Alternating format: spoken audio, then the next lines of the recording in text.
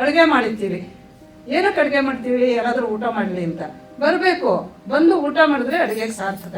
ಚಿತ್ರವೂ ಅಷ್ಟೇ, ನಾವು ಏನೋ ಕಷ್ಟಪಟ್ಟು ನಮ್ಮದೆಲ್ಲವನ್ನು ಹಾಕಿ ಮಾಡಿದ್ದೀವಿ, ನಿಮ್ಮಿಂದ ಏನು ಅಪೇಕ್ಷೆ ಪಡ್ತಿದ್ದೀವಿ ನಾವು ಅದು ನೋಡಿ ಅಂತಷ್ಟೇ ಇದ್ದೀವಿ. ಕಮಲ ಪುಷ್ಪ ನಂದೊಬ್ಬರದೇ ಅಲ್ಲ, ನಿಮ್ಮದು ಕೂಡ ನಿಮ್ಮ ಸಂಸ್ಕೃತಿಯ ಜೀವಾಳವಾಗಿರುವಂಥದ್ದು. ಅವತ್ತಿಂದ ಇವತ್ತಿನವರೆಗೆ ಸಹಸ್ರ ವರ್ಷಗಳಲ್ಲಿ ನಿಮ್ಮ ಹೃದಯವೇ ಕಮಲದ ಆಕಾರದಲ್ಲಿದೆ ಎಂದು ಉಪನಿಷತ್ ಹೇಳುತ್ತೆ. ತುಂಬ ಹತ್ತಿರವಾದಂಥ ವಿಷಯ ಇದು. ಈಗ ನೀವು ಕಮಲ ಅನ್ನೋ ಪದವೇ ಸಂಸ್ಕೃತ. ಹಾಗಾಗಿ ಅದರಲ್ಲಿರುವಂಥ ಒಂದು 35-36 ಸಾವಿರ ಪದಗಳನ್ನು ಇದೆ ಅಂತ ಹೇಳಿ ಅದಕ್ಕೆ ಉದಾಹರಣೆಯಾಗಿ ಒಂದು 100 ಪದಗಳನ್ನು ಹೇಳಿಸಿದೀವಿ ಅಲ್ಲಿ. ಸಣ್ಣ ಮಕ್ಕಳಿಂದ ಹಿಡಿದು ಆವಾರ ವೃದ್ಧರು ಎಲ್ಲರೂ ಕುತ್ಕೊಂಡು ನೋಡಿದಾಗ ಅವ್ರು ಹೇಳಿದ್ದು, ಇಲ್ಲ ಇದು ನಾವು ಈ ಮಾಹಿತಿಯೇ ನಮ್ಗೆ ಇರ್ಲಿಲ್ವಲ್ಲ, ಯಾರು ಹೇಳಿಲ್ವಲ್ಲ, ಇದು ಈ ರೂಪದಲ್ಲಿ ಸಿಕ್ಕಿದೆಯಲ್ಲ ಅಂತ ಬಾರಿ ಅದನ್ನ ಹೇಳ್ಕೊಳಕ್ಕೆ ಯಾಕೆ ಇಷ್ಟಪಡ್ತಾ ಇದ್ದೇವೆ ಅಂತ ಹೇಳಿದ್ರೆ, ಯಾರು ನೋಡಿಲ್ಲವೋ ಈವರೆಗೆ ಈಗಲಾದರೂ ನಿಮಗೆ ಆ ಥರದೊಂದು ವೇದಿಕೆ ಸಿಗುತ್ತೆ. ನಿಮಗೆ ಸಿನಿ ಬಜಾರ್ ಅನ್ನೋದೊಂದು OTT ನಲ್ಲಿ ನಿಮಗೆ ಖಂಡಿತವಾಗಿ ಸಿಗುತ್ತೆ. ಅಲ್ಲಿ ಹೋಗಿ ಈ ಪದ್ಮಗಂಧಿಯ ಯಾವ ಭಾಷೆಗೆ ಬೇಕಾದ್ರೂ ನಾವು ನಿಜವಾಗಿ ನೋಡದೆ ಹೋದ್ರೆ ನೀವು ಕಳ್ಕೊಂಡದ್ದು ನಷ್ಟ. ನಿನಗೆ ನಷ್ಟ ಯಾರು ನೋಡದೆ ಹೋದವರು ಅವ್ರಿಗೆ ನಷ್ಟವಾಗುತ್ತೆ ಹೊರತು ನಮಗೆ ಮನಸ್ಸಿಗೆ ಸ್ವಲ್ಪ ಕಷ್ಟ ಆಗ್ಬೋದು.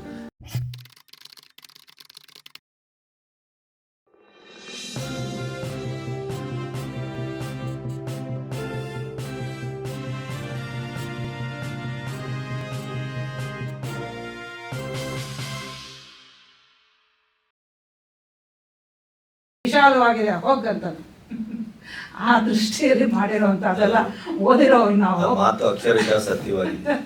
ಅಂದ್ರೆ ಯಾವುದಕ್ಕೂ ಕೂಡ ಆ ಕ್ಷಣದಲ್ಲಿ ಆ ತಕ್ಷಣದಲ್ಲಿ ಅದಕ್ಕೆ ಪ್ರತಿಕ್ರಿಯೆಗಳು ಒಂದು ನಾವು ಏನು ಅಪೇಕ್ಷೆ ಪಡ್ತೀವಿ ಅದು ಸಿಗೋದಿಲ್ಲ.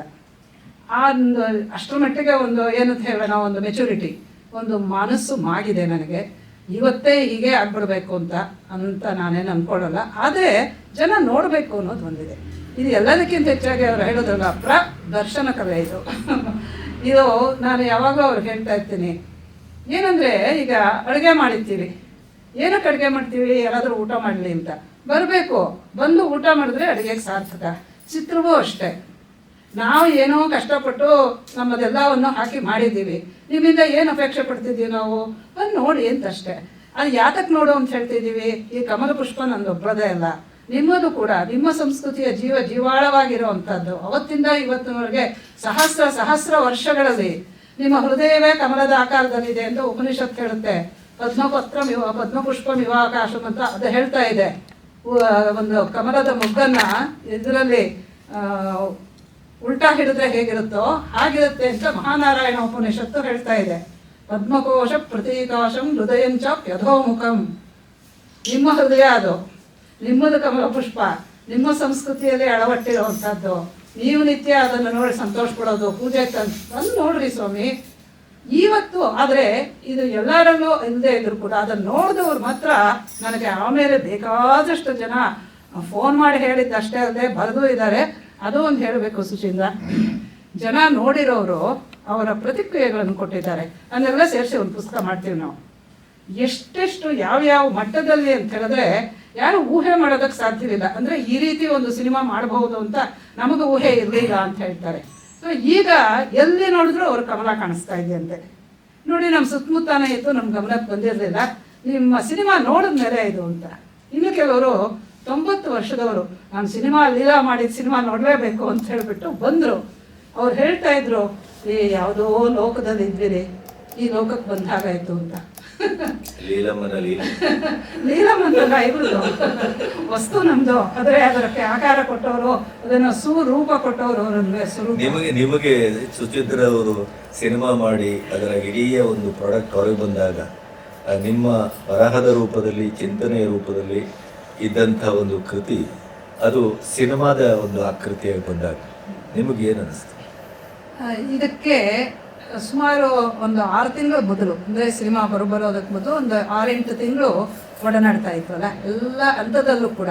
ಅಂದರೆ ಆ ವಿಷಯನ ಹೊತ್ತು ಚರ್ಚೆ ಮಾಡೋದ್ರಿಂದ ಹಿಡಿದು ಯಾವ್ಯಾವ್ದು ಹೇಗೆ ಬರಬೇಕು ಅಂತ. ನನಗೂ ಈ ಗುರುಕುಲದ ಒಂದು ಪರಿಸರದಲ್ಲೇ ಅದು ಬರಬೇಕು. ಮತ್ತು ಇದರ ಮೂಲ ಏನು ಅಂತ ಹೇಳಿದ್ರೆ ಮಾಹಿತಿಯನ್ನು ಹುಡ್ಕೊಂಡು ಹೋಗೋದು, ಅದರ ಬಗ್ಗೆ ಕುತೂಹಲ ತಾಳೋದು. ಈಗ ನನ್ನ ಆಲ್ಟರ್ ಈಗೋ ಆಗಿ ಒಂದು ಹುಡುಗಿ ಬಂದಿದ್ದಾಳೆ ಅದೇ. ಸೊ ಅದೆಲ್ಲ ಒಪ್ಪಿಗೆ ಆಯಿತು. ಮಧ್ಯದಲ್ಲಿ ಈಗ ಆಹಾರ ಸಂಸ್ಕೃತಿಯಲ್ಲಿ ಕೂಡ, ಅಂದರೆ ಆಯುರ್ವೇದ ಶಾಸ್ತ್ರದಲ್ಲಿ ಕಮಲದ್ದು ಬಹಳ ಪ್ರಾಮುಖ್ಯ ಇದೆ. ಇನ್ಫ್ಯಾಕ್ಟ್ ಅದು ಇವತ್ತು ಮಕಾನ ಅಂತ ಬಹಳ ಪ್ರಸಿದ್ಧವಾಗಿರುವಂಥದ್ದು. ನಾನು ಎಲ್ಲೋ ಒಂದು ಕಡೆ ಇದು 2016ರಲ್ಲಿ ಇದು ಜೂರಿಯರ್ ಮೆಂಬರ್ ಆಗಿದ್ದೆ. ಆವಾಗ ಮೈಥಿಲಿ ಮಕಾನ ಅಂತ ಒಂದು ಸಿನಿಮಾ ಬಂದಿತ್ತು. ಅದ್ರ ಸುತ್ತಾನೆ ಅಲ್ಲೆಲ್ಲ ತುಂಬ ಬೆಳೀತಾರೆ. ಅದು ಆಹಾರದ ಹಾಗೆ ಅದು ಒಂದು ಪ್ರಭೇದ, ಒಂದು 60 ಪ್ರಭೇದಗಳಿದೆ. ಅದರಲ್ಲಿ ಇದು ಒಂದು ಕೂಡ. ಎಲ್ಲದನ್ನೂ ಈ ತಾವರೇನೇ ಅಲ್ಲ, ಬೇರೆ ಬೇರೆ ಬೇರೆ ಬೇರೆ ಪ್ರಭೇದಗಳಿದೆ. ಅದು ಈ ಅವಲಕ್ಕಿ ಥರ ಉಪಯೋಗಿಸ್ತಾರೆ. ಅದನ್ನು ತುಂಬ ಒಳ್ಳೆಯದು. ಅದು ಆಹಾರದಕ್ಕೆ ಲೈಟಾಗಿರುತ್ತೆ, ಲಘುವಾಗಿರುತ್ತೆ, ಆದರೆ ತುಂಬ ಅದರಲ್ಲಿ ನ್ಯೂಟ್ರಿಯೆಂಟ್ಸ್ ಇರುತ್ತೆ, ಮೌಲಿಕವಾಗಿರುವಂಥ ಆಹಾರ ಅಂತ. ಸೊ ಅದನ್ನೆಲ್ಲ ಮಾಡಿದಾಗ ಇವ್ರ ಹತ್ರ ನಾನು ಚರ್ಚೆ ಮಾಡಿದ್ದುಂಟು. ಇದು ಹೀಗಿದ್ರೆ ಹೇಗೆ, ಹಾಗಿದ್ರೆ ಹೇಗೆ ಅಂತ ಸುಮಾರು ನಾವು ಚರ್ಚೆಗಳು ಮಾಡಿ ನಮಗೆ ಏನೇನು ಬೇಕೋ ಅದನ್ನು ಮಾಡಿಸ್ಕೊಂಡಿರೋದು ಉಂಟು. ಸ್ವಲ್ಪ ದೀರ್ಘ ಅಂತ ಅನ್ನಿಸ್ದಾಗ ಅದನ್ನು ಇಲ್ಲಿಗೆ ಕತ್ತರಿಸಿ ಅಂತ ಹೇಳಿದ್ದು, ಇದನ್ನು ಸೇರಿಸಿ ಅಂತ ಹೇಳಿದ್ದು, ಅದೆಲ್ಲ ಇದ್ದೇ ಇದೆ. ಅದರಿಂದ ತೀರಾ ಹೊಸದಾಗಿ ಇದ್ದಕ್ಕಿದ್ದಂಗೆ ಸಿನಿಮಾ ಅಂತಲ್ಲ, ಅದರ ಪಯಣ ಕಾಲ ಇದೆಯಲ್ಲ, ಆ ಎಲ್ಲ ಹಂತಗಳಲ್ಲೂ ನಾನೇ ಇದ್ದಿದ್ದರಿಂದ. ಇನ್ನು ಡಬ್ಬಿಂಗಲ್ಲಂತೂ ಇದ್ದೇ ಇದೆ. ಇನ್ನೊಂದು ಗಣಪತಿ ಇವರೇ ನೀವು ಗಮನಿಸಬೇಕು, ಈ ಚಿತ್ರವನ್ನು ನಾವು 3 ಭಾಷೆಗೆ ಮಾಡಿದ್ದೀವಿ ನೋಡಿ. ಸಂಸ್ಕೃತಕ್ಕೆ ತುಂಬ ಹತ್ತಿರವಾದಂಥ ವಿಷಯ ಇದು. ಈಗ ನೀವು ಕಮಲ ಅನ್ನೋ ಪದವೇ ಸಂಸ್ಕೃತ.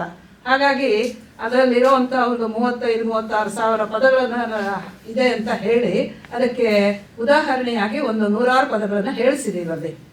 ಅಂದರೆ ಎಷ್ಟು ಶ್ರೀಮಂತವಾಗಿದೆ, ಎಷ್ಟು ಆಳವಾಗಿದೆ ಇದರ ಬೇರುಗಳು ಅನ್ನೋದನ್ನು ಸೂಚನೆ ಕೊಟ್ಟಿದ್ದೀವಿ.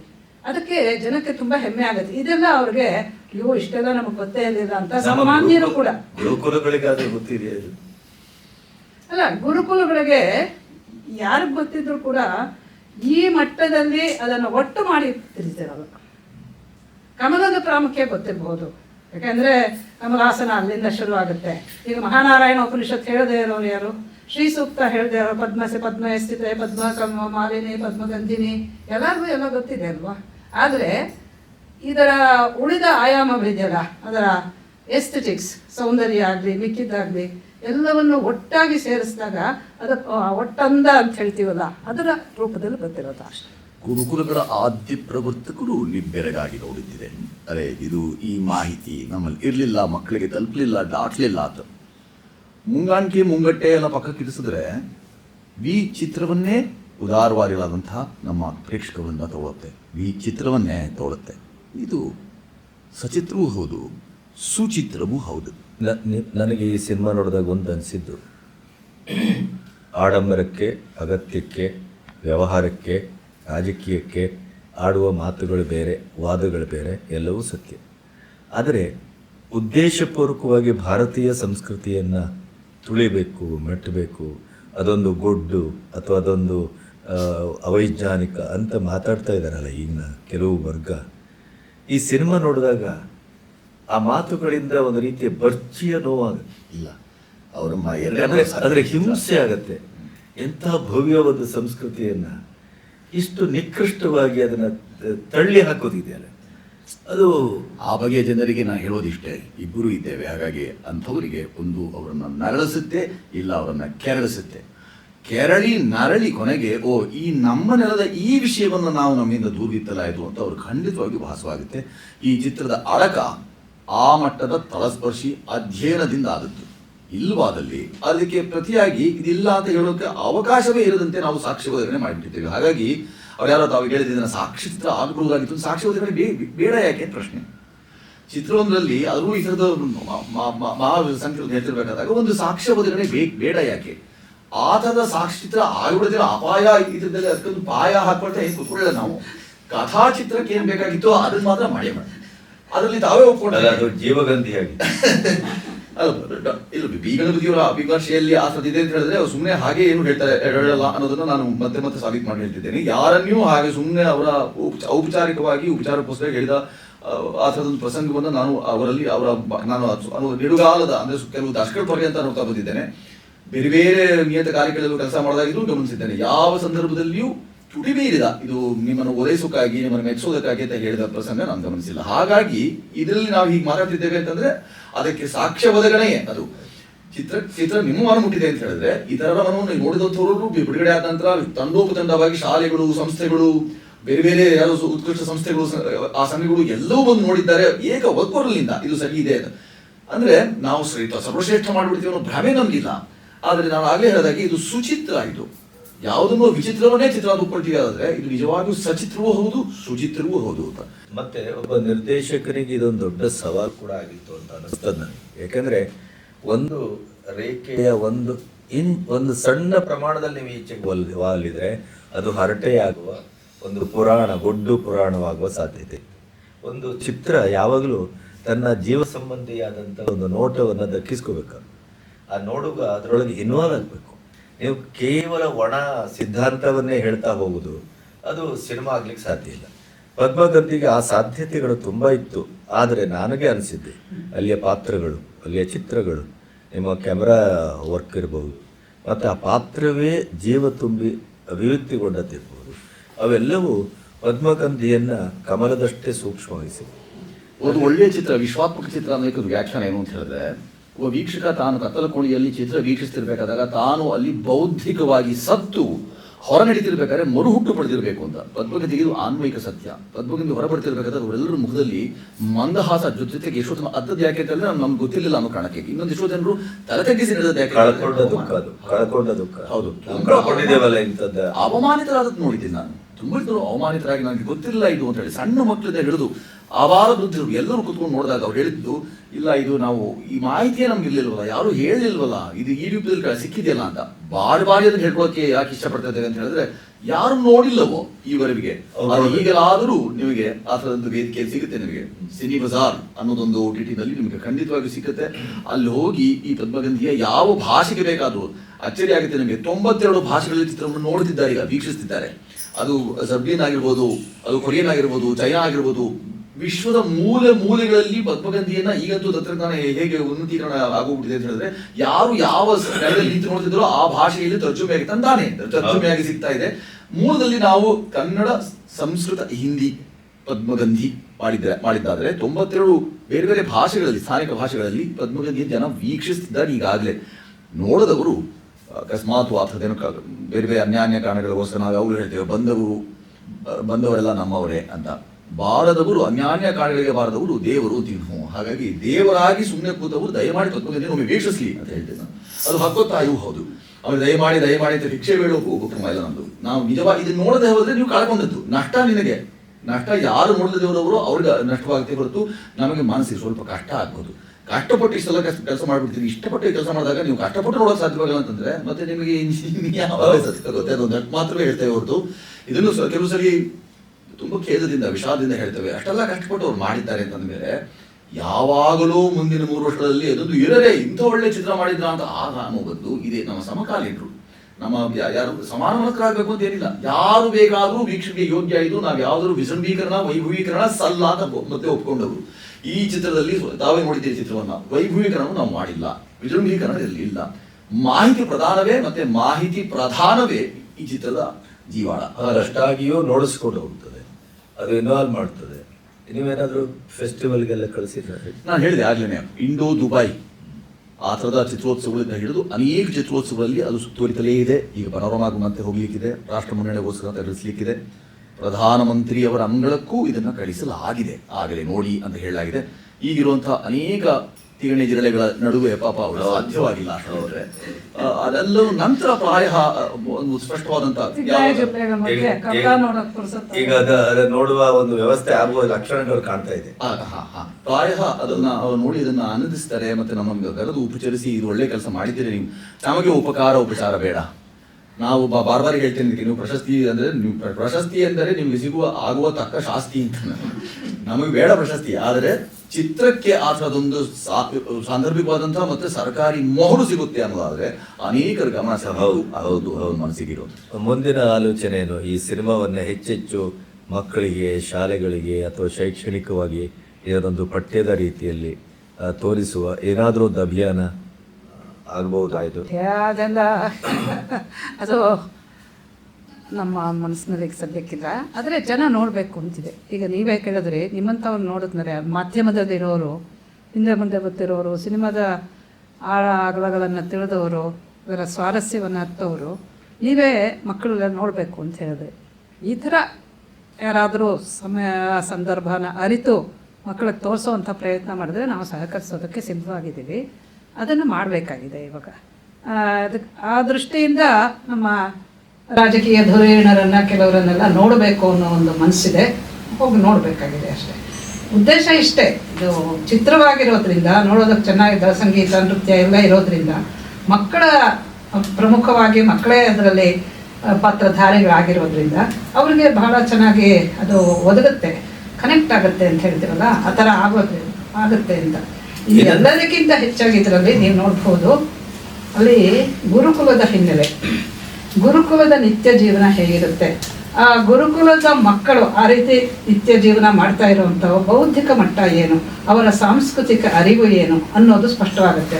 ಅದೇ ನೀನು ಟೈ ಕೋಟು ಎಲ್ಲ ಹಾಕ್ಕೊಂಡು ಬೇರೆ ಕಡೆ ಹೋಗುವಂತಹ ಮಕ್ಕಳು ಯಾವ ರೀತಿ ಬೆಳೀತಾರೆ, ಅವರು ಏನು ಹೀರ್ಕೊಳ್ತಾ ಇದ್ದಾರೆ, ಇವ್ರಿಗೇನೋ ಇರೋದಕ್ಕೆ ಸಿಗ್ತಾ ಇಲ್ಲ ಅನ್ನೋದರ ಒಂದು ಕಾಂಟ್ರಾಸ್ಟ್ ಕೂಡ ಅದರಿಂದ ಅದು ಕೂಡ ಅವರ ಜೀವನ ಪದ್ಧತಿ ಇದೆಯಲ್ಲ, ಅವರು ಹೀರ್ಕೊಳ್ಳುವಂಥ ಸತ್ವ ಇದೆಯಲ್ಲ, ಅದು ಕೂಡ ಭಾರತೀಯತೆಯೇ.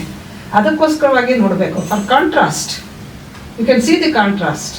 ಆ ಮಕ್ಕಳು ಎಂಥ ಬಟ್ಟೆಗಳು ಹಾಕ್ಕೊಂಡಿದ್ದಾರೆ, ಅದು ನಿತ್ಯ, ಅದು ನಾವೇನೋ ಅವ್ರಿಗೆ ಮೇಕಪ್ ಮಾಡಿಲ್ಲ, ಅವ್ರು ಹೇಗಿದ್ದಾರೆ ಹಾಗೆ ತಗೊಂಡಿದ್ದೀವಿ, ಅದು ಅವರ ನಿತ್ಯ ಜೀವನ. ಇದು ಒಂದು ಗುರುಕುಲದಲ್ಲಿ, ಸಾಮಾನ್ಯ ಗುರುಕುಲದಲ್ಲಿರುವಂಥದ್ದು. ಅಲ್ಲಿ ಬಾಹ್ಯ ವೈಭವಗಳಿಗಿಂತ ಅವ್ರಿಗೆ ಏನು ನೀವು ತಲುಪಿಸ್ತಾ ಇದ್ದೀರಿ ನಿತ್ಯ ಪಾಠದಲ್ಲಿ, ಅದು ಬಹಳ ಮುಖ್ಯ ಆಗುತ್ತೆ. ಅದು ಅಲ್ಲಿ ಬರುವಂಥದ್ದು. ನೀವು ಈ ಸಿನಿಮಾಕ್ಕೆ ಧ್ವನಿಯಾಗಿ ಶಂಕರ್ ಶಾನ್ಭಾಗ್ರನ್ನು ಬಳಸಿದ್ರಲ್ಲ, ಅದು ಬಹಳ ಅನನ್ಯವಾದಂಥ ಒಂದು ಅನುಸಂಧಾನವಾಗಿ ಕಾಣುತ್ತೆ. ಇದು ನಿಮ್ಮ ಮೊದಲಿನ ಆಲೋಚನೆಯ ಅಥವಾ ಏನಾದರೂ ಮಧ್ಯದಲ್ಲಿ? ಇದು ವಿದುಷಿಯವರ ಆಯ್ಕೆ.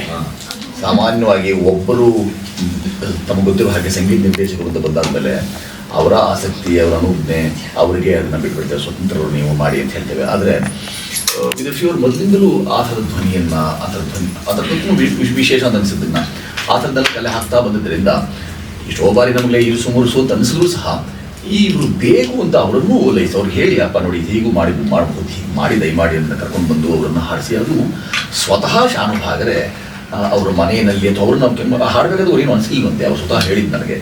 ಅದಾದ ನಂತರ ಅವರು ಇಲ್ಲ ಇದು ಇಂಥ ದೈವಿಕ ಅಂತ ಅನಿಸ್ಬಿಟ್ಟು ನನಗೆ ಅನಿಸಿದೆ, ನನ್ನ ಕುಟುಂಬವರ್ಗ ಹೇಳ್ತಾ ಇದೆ, ಮತ್ತು ಎಲ್ಲ ಸಹಚಾರರು ಅದನ್ನು ಹೇಳ್ತಾರೆ, ಸಮೀಪವರ್ತಿಗಳು ನಿಕಟವರ್ತಿಗಳು ಎಲ್ಲರೂ ಎಂಥ ಒಳ್ಳೆಯ ದೈವಿಕ ಇದಿದೆ, ಪ್ರಾಪ್ತವಾಗಿದೆ ಇದಕ್ಕೆ ಧ್ವನಿ ಅಂತ ಎಲ್ಲ ಹೇಳ್ತಾ ಇದ್ದಾರೆ. ನಾನೇ ತುಂಬ ದಿಗ್ಮೂಢನಾಗ್ಬಿಟ್ಟಿದ್ದೀನಿ, ದಿಗ್ಭ್ರಮೆ ಆಗ್ಬಿಟ್ಟಿದ್ದೀನಿ, ನಾನೇ ಹಾಡಿದ್ದ ಇದು ಅಂತೆಲ್ಲ ಹೇಳಿದ್ರು. ಆದರೆ ಇದಕ್ಕೆಲ್ಲವೂ ಒದಗವಂತು ಅಂತ ಹೇಳೋದಕ್ಕಾಗಿ ಹೇಳೋ ಮಾತಿದು. ಶಂಕರ್ ಶಾನುಭಾಗರು ಮತ್ತು ಅವ್ರ ಧ್ವನಿ ಮತ್ತು ಅವರ ಹಾಡುಗಾರಿಕೆ ಎಲ್ಲವೂ ಇದಕ್ಕೆ ಸೂಕ್ತವಾಗಿ ಒದಗಿ ಬರುತ್ತೆ ಅಂತ ಆಯ್ಕೆ ಮಾಡ್ಕೊಂಡದ್ದು ವಿದುಷಿಯವರೇ. ಮೊದಲಿಗೆ ನಾವು ಸ್ವತಃ ಪರಿಚಿತರಾದರೂ ಸಹ ಆ ಥರದ ಯಾವ ಚೇಷ್ಟೆಯನ್ನು ನಾನು ಮಾಡಿರಲಿಲ್ಲ. ಒಂದು ನಿರ್ದೇಶಕನಾಗಿ ನಿರ್ಮಾಪಕರು ಅದನ್ನು ಅದು ಬೇಕು ಅಂತ ಹೇಳಿ, ಇಲ್ಲ ಅದು ಸ್ವಲ್ಪ ನೋಡಿ ಸಮಸ್ಯೆ ಆಗುವುದು, ಸಂಗೀತ ನಿರ್ದೇಶಕರು ಬೇರೆ, ಅವರ ಆಯ್ಕೆಗೆ ಬಿಡಬೇಕು ಅದನ್ನು, ಆ ಥರದ್ದೆಲ್ಲ ಹೇಳಿದ ನಂತರವೂ ಅವರು ಸಹ ಸಹಕರಿಸಿದ್ರು. ಇಬ್ಬರು ಪರಸ್ಪರ ಕೂಡಿ ಕಲೆತು ಪರಸ್ಪರ ಪರಿಚಿತರೇ ಇರ್ತಾರೆ. ಇದನ್ನು ಸಹ ಆಗು ಮಾಡಿಕೊಟ್ರು. ಆಮೇಲೆ ಅದೊಂದು ಚಿತ್ರಕ್ಕೆ ತುಂಬಾ ಧನಾತ್ಮಕ ಅಂಶವಾಗಿ ಲಭ್ಯವಾಗಿದೆ, ಪ್ರಾಪ್ತವಾಗಿದೆ. ಅದಿಲ್ಲದೆ ಇದ್ದರೆ ಅಂತ ಅಂದ್ಕೊಂಡಾಗ ಚಿತ್ರ ತುಂಬಾ ಸಪ್ಪೆಯಾಗುವ. ಅಲ್ಲ, ಗಣಪತಿ ಅವರೇ, ಹೇಳಬೇಕು ಅಂದರೆ ನಿಮ್ಮ ಚಾನಲಲ್ಲಿ ಅವರ ಇಂಟರ್ವ್ಯೂ ನೋಡಿದ್ಮೇಲೆ, ಸಂದರ್ಶನ ನೋಡಿದ್ಮೇಲೆ, ಅದರಲ್ಲೂ ಅವರು ಚಂದ್ರ ಚಕೋರಿ ಹಾಡಿನ ಒಂದು ತುಣುಕು ಹಾಕಿದ್ರು. ಆ ಚಂದ್ರಮಂಚಕ್ಕೆ ಬಾ ಚಂದ್ರ ಚಕೋ, ಆ ಹಾಡು ಕೇಳಿದ ಮೇಲೆ ನನಗೆ ಇದೇ ಧ್ವನಿ ಬೇಕು ಅಂತ. ಯಾಕೆಂದರೆ ಆ ಹಾಡು ಬರೆದಿರೋದು ನಾನೇ, ಕಿಮಿತಿದ್ರು ಮಹಾ ಇದೆಯಲ್ಲ ಅದನ್ನು ಬರೆದಿರೋದು ನಾನೇ. ಈ ಹಾಡಿಗೆ ಇವರದೇ ಧ್ವನಿ ಆಗಬೇಕು ಅಂತ. ಆದರೆ ಈ ಒಳಗುಟ್ಟುಗಳು ನನಗೆ ಹೆಚ್ಚಿಗೆ ಗೊತ್ತಿರಲಿಲ್ಲ. ಅಂದರೆ ಸಂಗೀತ ನಿರ್ದೇಶಕರು ಬೇರೆ ಆದರೆ ಇವರನ್ನು ಒಪ್ಕೋತಾರೋ ಬಿಡ್ತಾರೋ ಅಂತ. ಇವರು ಆಮೇಲೆ ಹೇಳಿದ್ರು, ಈಗ ದೀಪಕ್ ಪರಮಶಿವನವರು ಸಂಗೀತ ನಿರ್ದೇಶಕರು, ನನಗೆ ಅದು ಗೊತ್ತೇ ಇಲ್ಲ, ನನಗೆ ಬೇಕಾದವ್ರನ್ನ ಹಾಕೋಬಹುದು ಅನ್ನೋ ರೀತಿಯಲ್ಲಿ ನಿರ್ದೇಶಕರ ವಿಚಾರ ಅವರು ಈ ನಿರ್ದೇಶಕರಿಗೆ ಬಿಟ್ಬಿಟ್ಟಿದ್ದೆ. ಹಾಗಾಗಿ ಅದು ಸ್ವಲ್ಪ ಆಮೇಲೆ ನನಗೆ ಗೊತ್ತಾಯಿತು ಆ ವಿಚಾರ. ಅದಕ್ಕೆ ಮೊದಲು ನನಗೇನೂ ಗೊತ್ತಿಲ್ಲ, ನನ್ನ ಆಯ್ಕೆ ಅಂತ ಮುಂದೆ ಹೋಗಿದ್ದೆ ಸರಿ. ಹಾಗಾಗಿ ಶಂಕರ್ ಶಾನ್ಭಾಗ್ರನ್ನ ನಾನೇ ಅವ್ರದೇ ಬೇಕು ಅಂತ ತುಂಬ ಇಷ್ಟಪಟ್ಟಿದ್ದಾರೆ. ಹಾಡಿನ ಅಷ್ಟು ಸಾಹಿತ್ಯವನ್ನು ಒದಗಿಸಿದಂಥವರು ವಿದುಷಿಯವರೇ. ಡಾಕ್ಟರ್ ದೀಪಕ್ ಪರಮಶಿವನ್ ಇದ್ರಲ್ಲ, ಅವರು ಸುಪುತ್ರರು. IIT ಇದರಲ್ಲಿ ಚೆನ್ನೈನಲ್ಲಿ ಅವರು ಪ್ರಾಚಾರ್ಯರು, ವಿಭಾಗದ ಮುಖ್ಯಸ್ಥರು. ಅವರು ಸ್ವತಃ ಅಂದರೆ ಈ ಕೆಲಸ ಮಾಡುವಂಥವ್ರು ಎಲ್ಲರೂ ಸಿನಿಮಾವನ್ನು ತನ್ನ ಹೆಗಲ ಮೇಲೆ ಹೊತ್ತು ಬಹಳ ಚೆನ್ನಾಗಿ ಓಡಾಡಿದ್ರು. ಈಗಲೂ ಅದ್ರ ಬಗ್ಗೆ ಇಟ್ಕೊಂಡು ಆಸ್ಥೆ ಇದೆಯಲ್ಲ, ಆಸಕ್ತಿ ಇದೆಯಲ್ಲ, ಎಲ್ಲಿ ಮುಂದಿನ ಪ್ರದರ್ಶನ ನಾವು ಹೇಗೆ ತೊಡಕೋಬಹುದು, ನಾವಿನ್ನೇ ಸಹಾಯ ಮಾಡಬಹುದು, ಹೀಗೆಲ್ಲ ತೊಡಕೊಳ್ಳೋ ರೀತಿ ಗಮನಿಸ್ಕೊಂಡಾಗ ನಿಜವಾದ ಅರ್ಥದಲ್ಲಿ ಇದೊಂದು ಸಾಂಘಿಕ ಪ್ರಕ್ರಿಯೆ ಅಂತ ಹೇಳಿ ನಿಮಗೊಂದು ಸಾರ್ಥಕ ಕೆಲಸವಾಗಿ ನಮ್ಮ ಮನದಡಿಗೆ ಕೆಲಸ ಮಾಡಿದ್ದೇವೆ, ಈಗಲೂ ಮಾಡ್ತಿದ್ದೇವೆ. ಸಿನಿಮಾವನ್ನು ಮಾಡಿದ ಕೂಡಲೇ ನಂದು ಆಯಿತು ಪ್ರಥಮ ಪ್ರತಿ, ನೀವು ದಯಮಾಡಿ ನಿಮ್ಮ ಪ್ರತಿಯನ್ನು ನಿಮ್ಮಲ್ಲಿ ಇಟ್ಕೊಳ್ಳಿ ಇಲ್ಲ, ಅವ್ರಿಗೆ ಈಗಲೂ ಚಿತ್ರವಿಲ್ಲ, ನನ್ನ ಕೈಲೇ ಚಿತ್ರವಿದೆ. ಓಡಾಟವೇ ಪ್ರಧಾನವಾಗಿದೆ ಇದಕ್ಕೆ. ಪ್ರಯಾಗರಾಜದಂಥ ಅಲ್ಲಿ IIT-ಯಲ್ಲಿ, ಚೆನ್ನೈನಲ್ಲಿರೋ IIT ಅಂತ ಜಾಗಗಳೆಲ್ಲನೂ ಪ್ರದರ್ಶನ ಕಂಡು, ಅಂದರೆ ತುಂಬ ಬೇರೆ ಬೇರೆ ಸ್ತರದ ಜನ, ಬೇರೆ ಬೇರೆ ತರಹದ ಜನ, ಬೇರೆ ಬೇರೆ ಸ್ತರದ ಜನ ಇದನ್ನು ಕೂತ್ಕೊಂಡು ನೋಡಿ ಅವ್ರಿಗೆ ಗೊತ್ತಿರದಂಥ ಭಾಷೆ ಆದರೂ ಸಹ ಸಂಸ್ಕೃತದಲ್ಲಿ ನೋಡ್ತೇವೆ. ಅಡಿ ಶೀರ್ಷಿಕೆಗಳು ಹೇಗಿದ್ರು ಇದ್ದೇ ಇರ್ತದೆ ಅದರಲ್ಲಿ. ಆ ಅಡಿ ಶೀರ್ಷಿಕೆಗಳ ಜೊತೆಗೆ ಅದನ್ನು ಗಮನಿಸ್ತೇವೆ ಅಂತೆಲ್ಲ ಹೇಳಿ ತುಂಬ ಸಂವಾದಗಳನ್ನು ಮಾಡಿದ್ದೇವೆ. ಮೆಚ್ಚಿಕೊಂಡಿದ್ದಾರೆ ಅಂತ ಯಾರೇನು ತೆಗಳಿಲ್ಲ, ಅದಕ್ಕೆ ಟೀಕೆ ಇಲ್ಲ ಅನ್ನೋದೇ ಈ ಚಿತ್ರದ ಬಹಳ ದೊಡ್ಡ ಶಕ್ತಿ ಅಂತ ಭಾವಿಸ್ತೇನೆ. ನಾವಿಲ್ಲಾಂದ್ರೆ ಸಾಮಾನ್ಯ ಒಂದು ಚಿತ್ರ ಅಂತಂದ್ರೆ ಒಂದೊಂದು ಟಿಪ್ಪಣಿ ಇದ್ದೇ ಇರುತ್ತೆ, ಅದು ಹೀಗಾಗಿರ್ಬೋದಾಗಿತ್ತು, ಹಾಗಾಗಿದೆ ಚೆನ್ನಾಗಿತ್ತು, ಆ ಥರದ್ದೆಲ್ಲ ವ್ಯಾಪಕವಾಗಿ ನಮಗೆ ಈ ಚಿತ್ರಕ್ಕೆ ಒದಗಿ ಬರಲಿಲ್ಲ. ಅದು ಹೀಗಲ್ಲೇ ಹೀಗೆ ಮಾಡಿದ್ರೆ ಏನಾಗ್ತಿತ್ತು. ಆಮೇಲೆ ಕೆಲವು ತಾಂತ್ರಿಕತೆ ವಿಚಾರದಲ್ಲೂ ಸಹ ತಾರ್ಕಿಕ ಅಥವಾ ತಾತ್ವಿಕ ನಿಲುವುಗಳಿವೆಯಲ್ಲ, ಎಷ್ಟೋ ಜನರನ್ನ ಕಂಗೆಡಿಸ್ಬಿಡುತ್ತದು. ನೀವೇ ಆಗಿದ್ದು ಮಾಡಬಾರ್ದು, ಹಾಗೆ ಮಾಡಿದ್ರೆ ಸರಿ ಇತ್ತೆ, ನಿಮಗೆ ಸರಿ ಕಾಣುತ್ತೆ ಅಂತೆಲ್ಲ ಎಷ್ಟೋ ಪ್ರಶ್ನೆಗಳು ಕೇಳ್ತವೆ. ಆದರೆ ಮಾಧ್ಯಮ ಆದಿಯಾಗಿ ನೀವು ಸಾಮಾಜಿಕ ಜಾಲತಾಣದಲ್ಲಿ ಸುಮ್ಮನೆ ಪದ್ಮಗಂಧಿ ಅಂತ ಅಂದು ನೋಡಿ ಸಾವಿರಾರು ಪುಟಗಳು ತೆರೆಕೊಡುತ್ತವೆ. ಈಗಲೂ ನಾನು ನಮ್ಮ ವೀಕ್ಷಕರ ವೃಂದವ್ರಿಗೆ ಹೇಳುವಂಥದ್ದು, ಕೇವಲ ಪದ್ಮಗಂಧಿ ಅಂತ ಅಂದು ನೋಡಿ ಎಷ್ಟು ಜನರು ಅದರ ಬಗ್ಗೆ ಮಾತಾಡಿದ್ದನ್ನು ಹಾಗಾಗಿ ತದ್ವತ್ ಇಟ್ಬಿಟ್ಟಿದ್ದೇವೆ. ಅದನ್ನು ನಾವು ಏನು ಅಂತ ಅಲಂಕಾರ ಮಾಡಿಲ್ಲ, ಅದನ್ನು ಹಾಗಾಗಿ ಇಟ್ಕೊಂಡಿದ್ದೇವೆ. ಸಾವಿರಾರು ಪುಟಗಳು ತೆರೆಕೊಡುತ್ತವೆ. ಬರವಣಿಗೆ ಸಿಗುತ್ತೆ, ಲೇಖನ ಸಿಗುತ್ತೆ, ಲೇಖ ಸಿಗುತ್ತೆ, ವ್ಯಾಖ್ಯೆ ಸಿಗುತ್ತೆ, ವ್ಯಾಖ್ಯಾನಗಳು ಸಿಗುತ್ತವೆ. ಅನೇಕ ವಿಚಾರಗಳು ನಮಗೆ ಪದ್ಮಗಂಧಿ ಕುರಿತಾಗಿ ಸಾಮಾಜಿಕ ಜಾಲತಾಣ ತುಂಬೆಲ್ಲ ಸಿಗುತ್ತೆ. ಇದು ಆ ಚಿತ್ರ ಗಳಿಸಿದಂಥ ಬಹಳ ದೊಡ್ಡ ಅದರ ಪ್ರಾಪ್ತಿ ಅಂತ ಯೋಚನೆ ಮಾಡ್ತೀನಿ. ಹಾಸನದಲ್ಲಿ ಗಣಪತಿಯವರೇ ಒಟ್ಟಿಗೆ ಏಕಕಾಲದಲ್ಲಿ 1000 ಜನ ಕೂತ್ಕೊಂಡು ನೋಡಿದ್ರು. ಅಲ್ಲೊಂದು ಥಿಯೇಟರ್ ಇದೆ, 1000 ಜನ ಕೂತ್ಕೊಂಡು, ಅದಾದ್ಮೇಲೆ ಸಂವಾದ ನಡೆಯಿತು. ಅಷ್ಟು ಜನನೂ ಇದ್ರು. ಏಕತೆರೆ ಅದು ದೊಡ್ಡ ಹಿರಿಬರದಾದ ಏಕತೆರೆ ಅದು. 1400 ಜನರು ಕೂತ್ಕೊಳ್ಳುವಂಥ ಬಹಳ ಬೃಹತ್ತಾದಂಥ ಮತ್ತೆ ತುಂಬಾ ಹಳೆಯ ಚಿತ್ರಮಂದಿರ ಹಾಸನದಲ್ಲಿ. ಅಲ್ಲಿಯೂ ಸಹ ನಾವು ಅದನ್ನು ಪ್ರದರ್ಶನ ಅರ್ಧ ದಿನ ಪೂರ್ಣ ತಗೊಂಡಿದ್ರು ಅವರು. ಅಲ್ಲಿ ಸಂಸ್ಕೃತ ಬಂಧುಗಳು ಬಾಂಧವರೆಲ್ಲರೂ ಕೇಳ್ಕೊಂಡು ಆ ಥರದ ಅನೇಕ ಜಾಗಗಳಲ್ಲಿ ಈ ಕೆಲಸ ನಡೀತಿದೆ. ಸಿನಿ ಬಜಾರಲ್ಲಿ ಹೇಗೆ ಹೋಗ್ತಾ ಇದೆ, ಚೆನ್ನಾಗಿ ಹೋಗ್ತಾ ಇದೆ, ಅದ್ಭುತವಾಗಿ ಆಗ್ತಾ ಇದೆ. ಅನೇಕರು ಇವಾಗ ಇನ್ನೊಂದು ವಾರದಲ್ಲಿ ನಮಗೆ ಅದರ ಪೂರ್ಣ ಮಾಹಿತಿ ಸಿಕ್ಬಿಡುತ್ತೆ. ಎಷ್ಟು ಜನರು ಎಷ್ಟೆಷ್ಟು ಬಾರಿ ಎಷ್ಟೆಷ್ಟು ಭಾಗ ನೋಡಿದ್ದಾರೆ ಅಂತೆಲ್ಲ ಸಿಕ್ಬಿಡುತ್ತೆ ನಮಗೆ. ಈಗ ಅದೆಲ್ಲ ತೀರಾ ಪಾರದರ್ಶಕ ಅದು. ಹಾಗಾಗಿ ಅದ್ಭುತವಾದಂಥ ಪ್ರತಿಕ್ರಿಯೆ ನಮಗೆ ಸಿನಿ ಬಜಾರ್ನಲ್ಲೂ ಸಿಗ್ತಾ ಇದೆ. ಅದು ಕನ್ನಡವಾಗಲಿ, ಹಿಂದಿ ಆಗಲಿ, ಸಂಸ್ಕೃತವಾಗಲಿ ಮೂರನ್ನೂ ಹಾಕಿಟ್ಟಿದ್ದೇವೆ. 3 ಭಾಷೆಗಳಲ್ಲಿ ಲಭ್ಯ. ನಾಗಲೇ ಹೇಳಿದಾಗೆ ಇತರೆ ತಮ್ಮ ಸ್ಥಾನಿಕ 92 ಇತರೆ ಭಾಷೆಗಳಲ್ಲೂ ಸಹ ಜನ ನೋಡ್ತಿದ್ದಾರೆ. ಅದನ್ನು ಎಲ್ಲೆಲ್ಲಿಂದಲೂ ನಮಗೆ ಬರುತ್ತೆ, ಉತ್ತರ ಬರುತ್ತೆ, ಅಲ್ಲೆಲ್ಲಿಂದಲೂ ನಮಗೆ ಮಿಂಚಂಚೆಗಳು ಬರುತ್ತವೆ. ಅದು ಅಂಚೆಯಲ್ಲೂ ಸಹ ಮಿಂಚು ಸಂಚಾರ ಆಗುತ್ತೆ. ಇಂಥ ಒಳ್ಳೆ ಮತ್ತೆ ನಿಮಗ ಮಿಂಚಿನ ಅನುಭವ ಆಗ್ತದಂತ. ಸೊ ಇಲ್ಲಿವರೆಗೆ ತುಂಬ ಪ್ರೀತಿಯಿಂದ ಮತ್ತೆ ಪದ್ಮಗಂಧಿಯ ಬಗ್ಗೆ ಇಷ್ಟು ಮಾತಾಡಿದ ಉದ್ದೇಶವೇ ಅದು ಹೆಚ್ಚು ಜನರಿಗೆ ಮುಟ್ಟಬೇಕು, ಮತ್ತೆ ಹೆಚ್ಚು ಜನ ಇದನ್ನು ನೋಡುವ ಮೂಲಕ ನಾವು ಬದುಕಿದ ನೆಲದ ಸಂಸ್ಕೃತಿಯನ್ನು ನಾವು ಎಷ್ಟು ಮಟ್ಟಿಗೆ ಕಳ್ಕೊಂಡಿದ್ದೇವೆ, ಮತ್ತೆ ಆ ಕಳ್ಕೊಳ್ಳುವ ಮೂಲಕ ನಾವೆಷ್ಟು ಬಡವಾಗಿದ್ದೇವೆ, ಶುಷ್ಕವಾಗಿದ್ದೇವೆ, ಬರಡಾಗಿದ್ದೇವೆ ಅನ್ನುವುದನ್ನು ತಿಳ್ಕೊಂಡ್ರೆ ಬಹುಶಃ ಅದು ಅವರ ಬದುಕನ್ನು ಅರಳಿಸಿತು, ಅವರ ಬದುಕಲ್ಲೂ ಒಂದು ಕಮಲೋದ್ಭವ ಆಗಿತ್ತು ಅಂತ ನಾನು ಭಾವಿಸ್ತೇನೆ. Wish all the best. ಒಳ್ಳೆಯದಾಗಿ ತಡವಾಗಿ ಆದರೂ ತಾವಿದನ್ನ ನೋಡಿದಿರಿ, ವೀಕ್ಷಿಸಲು ಸಾಧ್ಯವಾಯಿತು. ನಾವು ಅನುಗಾಲದ ಹಪಾಪಿ ನನಗೆ ಎಲೆಯ ಗಣಪತಿ ನೋಡಿಲ್ವಲ್ಲ ಅಂತ ಬಾರಿ ಮಾತಾಕೊಂಡಿದ್ದೇವೆ. ನಾವು ನೋಡಿದ್ರಿ, ನೋಡಿ ಅದ್ರ ಬಗ್ಗೆ ಅದನ್ನು ತುಂಬ ಗ್ರಹಿಸಿದ್ದೀರಿ ಚೆನ್ನಾಗಿ. ಅದರ ರಸಗ್ರಹಣ ಚೆನ್ನಾಗಿದೆ. ಆ ರಸಗ್ರಹಣ ಇತರರಲ್ಲೂ ಆಗಿರೋದನ್ನು ಗಮನಿಕೊಂಡು ನಿಮ್ಮಂಥವರು ಅದರಲ್ಲಿ ವಿಮರ್ಶಾತ್ಮಕವಾದ ದೃಷ್ಟಿಯಿಂದ ನೋಡ್ಬಿಟ್ಟಾಗ ನಮಗೆ ಇದರ ಸಿನಿಮಾದ ಬಲ ಹೆಚ್ಚಾಗ್ಬಿಡುತ್ತೆ. ಆ ಥರದ ಬಲ ಮತ್ತು ಬೆಂಬಲಗಳಿಗೂ ನಾವಿಬ್ಬರು ಮತ್ತು ಇಡೀ ಪದ್ಮಗಂಧಿ ಚಿತ್ರತಂಡದ ಪರವಾಗಿ ತಮಗೂ ಸಹ ಆಭಾರ ಮತ್ತು ಮನ್ನಣೆಯನ್ನ ವ್ಯಕ್ತಪಡಿಸ್ಬಿಡ್ತಾರೆ. ಆಮೇಲೆ ಚಿತ್ರವನ್ನ ನೋಡಿದಾಗ ಅವ್ರಿಗೆ ಗೊತ್ತಾಗೋದು ನಾವು ಕಳ್ಕೊಂಡಿದ್ದೀವಿ ಅಂತಲ್ಲ, ಇಷ್ಟೊಂದು ಅರಿವಿದೆ ನಮಗದು ಗೊತ್ತಾಗಿಲ್ವಲ್ಲ ಅಂತ ಅಷ್ಟೇ. ಇದೆ, ಅಲ್ಲೇ ಇದೆ, ಕಳ್ಕೊಳ್ಳೋದೇನೂ ಇಲ್ಲ, ಎಲ್ಲ ಅಲ್ಲೇ ಇದೆ, ನಮ್ಮವರೆಗೂ ಅದು ಬರಲಿಲ್ವಲ್ಲ ನಮ್ಮ ಅಂತ ಅವರ ಭಾವನೆ ಆಗಿರುತ್ತೆ ಅಷ್ಟೇ. ಯಾಕಂದರೆ ಅಷ್ಟೊಂದು ಒಟ್ಟಿಗೆ ಕೊಟ್ಟಾಗ ಆ ಒಂದು ಭಾವನೆ, ಇದು ಗೊತ್ತಿರಲಿಲ್ಲ ನಮ್ಗೆ, ಇದು ಗೊತ್ತಿರಲಿಲ್ಲ, ಅದು ಗೊತ್ತಿತ್ತು, ಅದು ಗೊತ್ತಿತ್ತು, ಅಂದರೆ ಒಟ್ಟಿಗೆ ಗೊತ್ತಿರಲಿಲ್ಲ, ಈ ಭಾವನೆ ಇದೆ. ತುಂಬ ಜನ ಹೇಳಿದ್ದಾರೆ ಮಾತನ್ನು. ನಮಸ್ತೆ, ಧನ್ಯವಾದ. ಶುಭಾಶಂಸೆ. ಸೂಪರ್, ತುಂಬ ಚೆನ್ನಾಗಿದೆ.